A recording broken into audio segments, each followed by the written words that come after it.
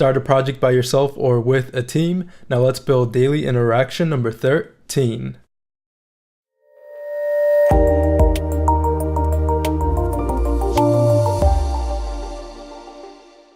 Hey, what's up everyone? John with WebDev for you, and welcome to the Daily Interaction series, where every weekday we build a new interaction or animation in Webflow. Today we're going to be building circular icons with a hover effect.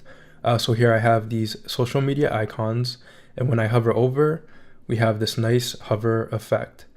So this can add a bit more depth to your site as users hover over the individual icons, and then you can link it out to your social media. So this is what we will be building today. To view more daily interactions and premium content, visit webdevforyou.com. Also be sure to subscribe below to receive a notification every time there is a new daily interaction. Okay, so here I have a blank Webflow project, and we'll start with the daily interaction class naming convention. So it's d dash the daily interaction number, so today is 13, and then the element. So every element on the site will have a d-13 in front of it, and this is for consistency purposes and so that we know we're working with daily interaction number 13. All right, the next thing I'll do is add a section. So I'll add an element, I'll add a section, and I'll give it the class name d-13 section. And for the section, I'll set it to 100 VH, so it spans the full height of the viewport, and it will be the full width as well. Then I'll scroll down to background, and for the background color, I'll set it to black. And then I'll scroll up to display setting here, and I'll set it to flex, set it to justify center, and align center. So anything I place within this section will be in the center. All right, so now I'm going to add the icons wrapper. So I'll add an element, and I'll add a div block, and I'll name it d-13 icons wrapper. So the reason I'm placing it in a wrapper is that so later if we want to move the icons, we can move it all. We can move them all at the same time, and we can place them anywhere we'd like within the site. So for the wrapper, I'll give it a display setting of flex, set it to justify center, and align center. All right, looks good. So the next thing I'll do is add a link block, because we want these icons to be able to be linked out to something. So here I'll add an element, and I'll add a link block. So by adding a link block, we can link it out to a URL, page section, email, telephone number, or a file. So here I'll give it the class name d-13 link block. Okay, so inside of this link block, we're going to place the circular icon, the background for the circular icon, the actual icon, and the circle that expands. So if we look at the demo, we have this kind of opaque background, we have the icon, and we have that circle that expands in and out. All right, so we have the link block. So for this link block, I want to set it to a position of relative. And the reason we're doing this is because we're going to have absolute position divs inside of it, and I want those absolute position divs to be relative to the link block and not relative to some other parent element like the section or the menu wrapper or the icons wrapper. So by setting it to relative, anything inside of it will be relative to this link block. And for this link block, I'll set it to flex, display setting of flex, justify center, and align center. So now I'm going to add the circular background. So because we have this link block, we're going to put things inside of it so that when the user hovers over the link block, the animation will occur, and they'll be able to click on it so that it goes out to something else. All right, so yeah, we've got that. So now let me add the background. So I'll add an element. And actually, let's look at the navigator just to see what we're working with so far. So we added the section, we added the icons wrapper, and we added the link block, which also serves as a wrapper for the elements of the icon. So I could call it like link block wrapper, but I'll just call it d-13 link block. All right, so now I'll add an element, and I'll add a div block, And this is going to be the icon's background, or the icon background. So I'll call it D-13 icon BG for background. And for this, I'll give it a position of absolute and set it to full. So it fills its entire, or here it should fill the entire parent element. So let's see, link block, icon BG. Oh, and we didn't set a width and height to the link block. So this is really important. For the link block, we want to set it to, for this, I'm going to set it to 100 pixels by 100 pixels. So I kind of overlooked that step, but for D-13 link block, set it to a specific width and height. So here I'm setting it to 100 by 100. These icons here are 100 by 100, the circle with the icon in it. All right, so let's go back into the icon BG. So now it is 100 by 100 as well because it's filling its parent element, which is the link block. And for this, I'm going to give it a background color of white. And I'm going to set the border radius to 50% because to have a square be a perfect circle, it just needs to be half the size of the square. So by setting it to 50%, it becomes a perfect circle. Or you could say 50 pixels because it's half of 100 pixels, but 50% here works as well. And then for the color, for the background color, I'll say white, and I'll give it an opacity of 20%, so it's a bit see-through, and hopefully it shows up well here on the screen, but we have kind of a see-through circle here. So yeah, it's white with an opacity of 20%. Okay, and for this icon background, I'm going to set a display setting of flex, justify center, and align center. And now we're going to add the text inside of here. So here I'll add an element, I'll add a text block, and here I'll double click. And actually before we do that, okay, yeah, it doesn't have an underline. So yeah, let me give it a class name of D-13 icon. And we're going to use font awesome icons for the icon inside of here. So here I'm going to go to font awesome. And yeah, font awesome. Yeah, I could just go to fontawesome.com, click on icons, and I'm going to search for Facebook. Okay, and here we have the Facebook icon, so I'll click. And right up here, we want to click to copy Unicode glyph. So this is the Facebook icon, so I'll click here to copy it. Then I'll go back into Webflow. I'm not going to show how to install Font Awesome. It's fairly simple. If you have any questions on installing it into Webflow, let me know.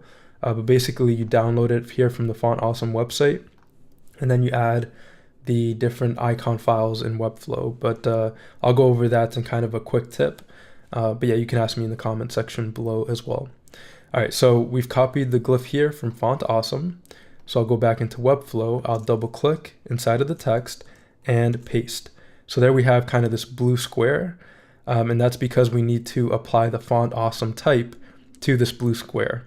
So here for the icon, I'll scroll down, and in typography, I'll select FA brands because Facebook is a brand, so I'll select it here, and I'll change the color to white, and the size, I'll make it 34 pixels, and the line height, I'll set it to 50 pixels.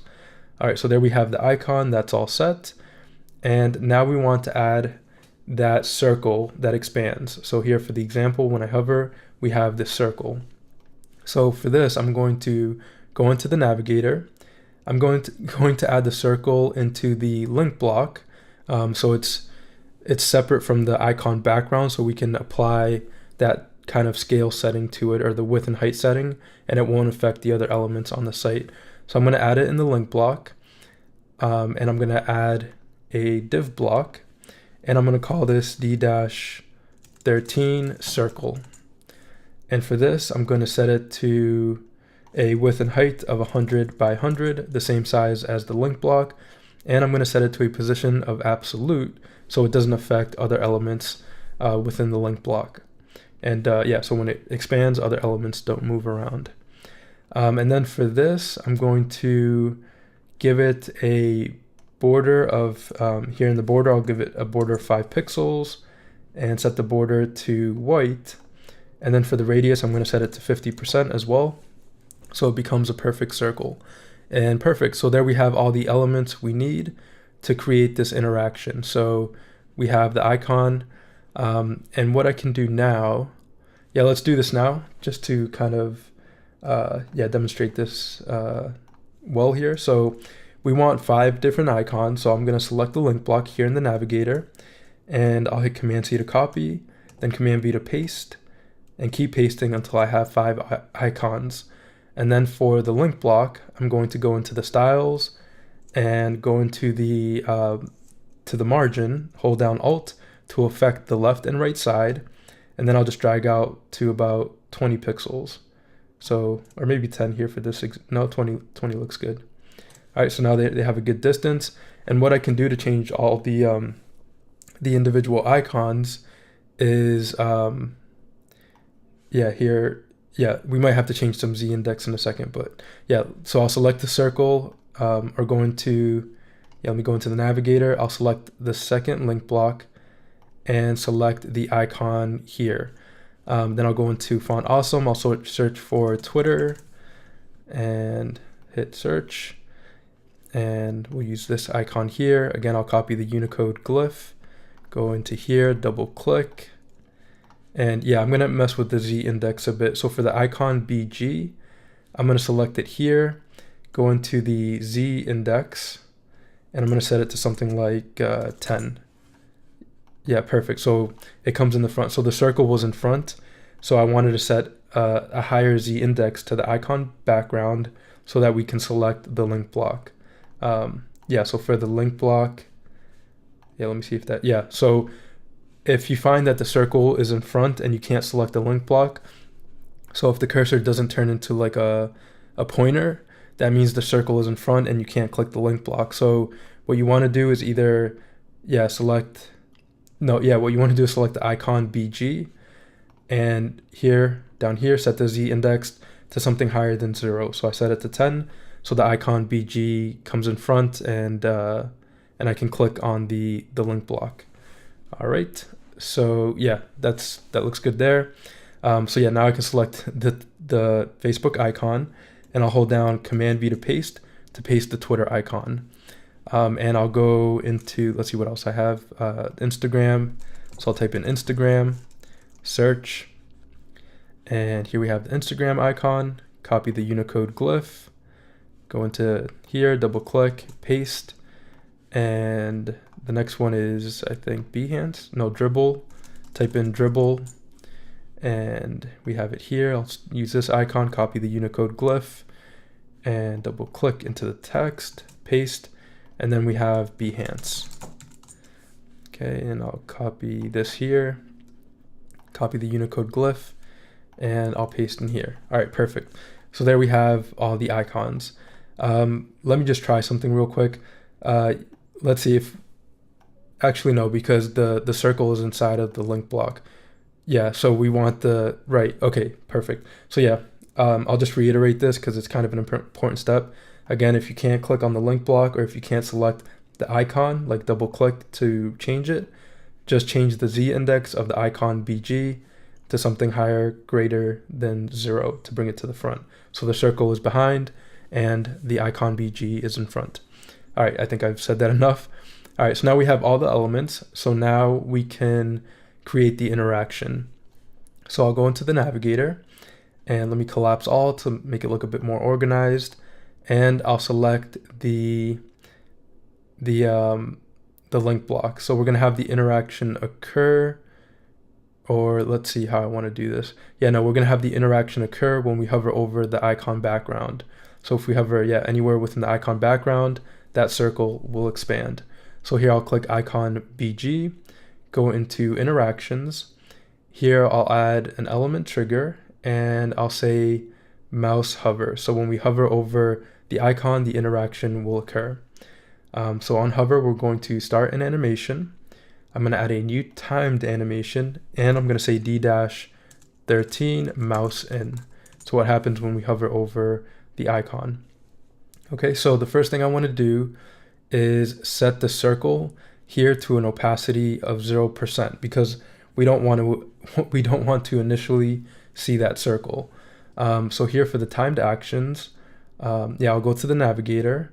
I'll select D-13 circle, go back into the interaction, add a new timed action, and I'll say opacity. And for the opacity, right down here, I'll say 0%, so we can't see it.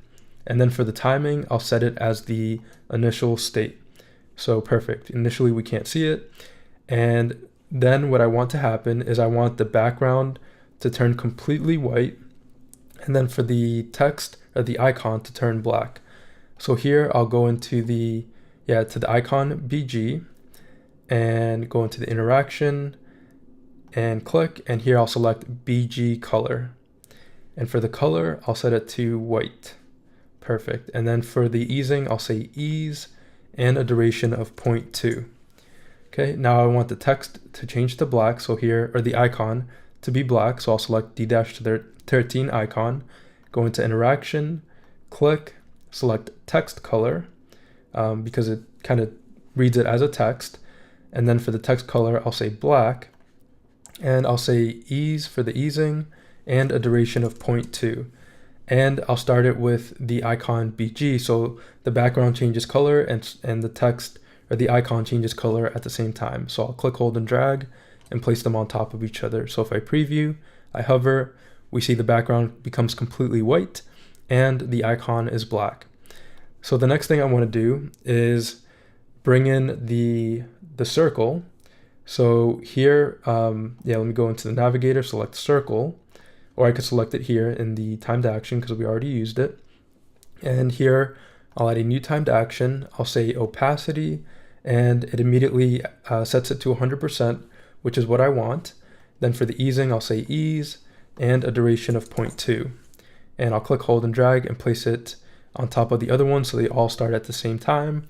And then I want that circle to expand. So I'm going to set it to a width and height higher than 100 by 100 pixels. The reason I'm not scaling it is because if you scale it, the 5-pixel border tends to become wider, which is not what I want. I just want the circle to become bigger and the border to stay the same size of 5 pixels in width. So here with the circle selected, I'll add a new timed action, and I'll say size. Right under here, under miscellaneous, I'll say size, and here for the width and height, I'm going to click the lock symbol to constrain them, so when I change the width, the height will change as well. So here I'll click the lock, and I'll set the width and height to 140 pixels. And just like that, we can see that the circle has expanded. And then for the easing, I'll set it to ease and a duration of 0.2. And I'll start it with all the other timed actions. So I'll click, hold, and drag and place it with the other ones. So now when I preview, we have the circle expanding. So notice it's not happening for the other ones. So this is where we need to affect classes and not just a specific element. So here where it says effect, we can see that it says selected element. So rather than affecting a selected element, I want to affect a class. So here I'll start with the first element, which is the circle. Where it says effect, I'll say class, and I'm going to affect, let's see, I think it's going to be, so the interaction trigger is the icon BG.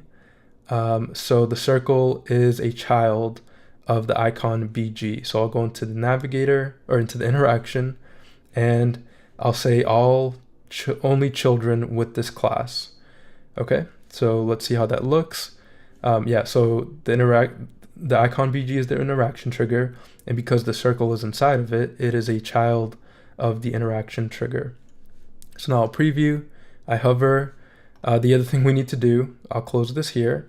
Rather than triggering a specific element, we want to trigger a class, and any element with the class D-13 icon BG will become an interaction trigger. So by selecting class here, if we go back into the navigator, all of the icon BG classes are an interaction trigger, and we see it has that green circle with this lightning bolt symbol, letting us know that. If we selected element, we see just this first one has it. So by selecting class, if I hover over any of these icon backgrounds, they'll all have the effect. So when I preview, I hover over and it's not quite working. So let's go back in and let's see.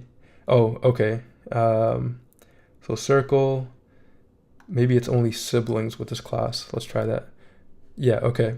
So it's only siblings with this class. So yeah, this whole sibling children. Oh, okay, I got it. Yeah. So icon BG, yeah, the circle is a sibling of the interaction trigger because they have the same parent element. So that's my bad. So just retrace, or we're gonna backtrack a bit. So the circle is a sibling of the interaction trigger, okay? Because it's not directly inside of it. Yeah, they're both inside of the link block. They have the same parent element, so they're siblings. Okay, so hopefully that was clear. Yeah, so now when I hover over, the circle expands. So let's look at the icon BG. Yeah, let's affect a class and only siblings with this class. So let's see if that does it. Yep, okay. Icon BG, no, it might be only children with this class. Yeah, okay, so we're playing with children. So the icon BG is a child of the interaction trigger. Okay, yeah, so it takes a moment there. So the icon, I know for sure that this is a child because the icon is inside the interaction trigger. All right, so for the icon, I'm going to say class and only children with this class. Okay, so now I'll preview, and perfect. So they're all expanding. And they're all changing interaction. So the circle is a sibling of the interaction trigger. The icon BG is a child of the interaction trigger, and the icon is also a child. All right, so if you have any questions about that, let me know. Yeah, it takes some practice, always to work with the child or siblings. Sometimes it's just looking at the navigator and seeing what belongs to what. Okay, so we have the interaction. Now the last thing we need to do is add a hover out interaction. So I'll close this, and on hover out, we're going to start an animation, and I'm going to duplicate the mouse in interaction. So here I'll click the three dots, I'll say duplicate, and I'll select D-13 mouse in 2. So I'll select it, and for D-13 mouse in 2, I'll rename it to D-13 mouse out. So here we have all the settings we need to create the out effect. So we just want it to revert back to its original settings. So originally it's like this. So we want it to go back to an opaque background. The icon will be white, and we won't see that circle. That circle that expands will become not visible. So here for the timed actions, we don't need the initial or this first timed action. Because we no longer need an initial state. We added that to the mouse in. So for the mouse out, we can delete the initial state. So I'll just delete it. And then for the icon BG, rather than a color of white, we just want to set it to white and an opacity of 20%. So rather than fully white, we add an opacity of 20%. The icon, we're going to change it back to white, color of white. And the circle for the opacity, I'll just say 0%. And notice it has the easing from the mouse in. So an easing of ease and a duration of 0.2. So we don't need to change that for any of them because they got copied over. We just need to change the interaction settings. And then for the size of the circle, we'll bring it back to 100 pixels for the width and height. So then it will revert back to how it initially looks. Okay, so now I'll preview. We hover over, we have the interaction occur. I hover out and it goes back. And it does it for all of them because we're affecting specific classes and children and siblings of the specific classes of the interaction trigger. All right, looks good. So that's it for this interaction. I know I kind of covered a few steps. Definitely let me know if you have any questions or comments. You can leave it in the comment section below or in the forum, and I'd be happy to discuss or go over this with you in there. So just to recap, for the interaction, we added the circle, changed the icon background color, the icon color. We brought in the circle opacity and expanded the circle. The circle was a sibling of the interaction trigger. The icon was a child, and the icon BG was a child, and the icon was a child. So yeah, we can just look at the navigator and looks good. Also make sure that for the interaction, you're triggering a class rather than an element, so that you can affect all the different icons as you hover over them. You can affect them individually. All right, so yeah, that's it for this daily interaction. Yeah, and the last thing we did, we duplicated the mouse in, renamed it to mouse out, deleted the initial state, and then just changed the settings for each of the elements so that the animation or the interaction kind of plays in reverse when the user hovers out. All right, looks good. So yeah, I think I've covered everything. That's it for this daily interaction. The circular icons with a hover effect in Webflow. All right, looks good. Yeah, so there's circular social media icons in here. Yeah, with the hover effect. And if you have questions about installing Font Awesome, also let me know in the comment section below. I'll be creating a short video on how to do that very soon, so you can take a look at that. And if I do create it, in the meantime, I'll put it in the description area below. All right, looks good. So that is it for this video tutorial. To view more daily interactions and premium content, visit webdevforyou.com. Thanks for watching, and I'll see you in the next daily interaction.